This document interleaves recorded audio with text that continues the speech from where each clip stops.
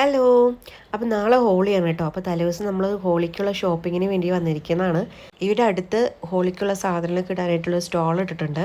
അപ്പോൾ അത് വാങ്ങാൻ വേണ്ടി വന്നിരിക്കുകയാണ്. പിള്ളേർ തലയ്ക്ക് സൗകര്യം തരുന്നില്ല.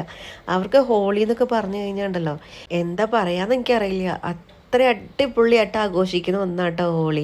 മെയിനായിട്ട് പിള്ളേർക്ക് എന്ന് പറഞ്ഞാൽ ഈ പിച്ചിക്കാരി എന്ന് പറയും, ഈ വെള്ളം വെച്ചിട്ട് ചീറ്റുന്നത്. കളർ വെള്ളം ഉപയോഗിക്കും, അല്ലാതെ വെള്ളം സാധാ വെള്ളം വെച്ചിട്ട് മറ്റുള്ളവരുടെ മേത്തേക്ക് ചീറ്റിക്കും. അങ്ങനെ അവരെ ഫുൾ കുളിപ്പിച്ചെടുക്കും. അങ്ങനെയാണ് പിള്ളേർക്ക് ഇതെന്ന് വെച്ചാൽ ഭയങ്കര ഇൻട്രസ്റ്റ് ഉള്ള ഒരു കളിയാണ് കേട്ടോ. ഇത് മാർക്കറ്റിൽ പല തരത്തിൽ പല സൈസിലായിട്ട് കിട്ടും കേട്ടോ.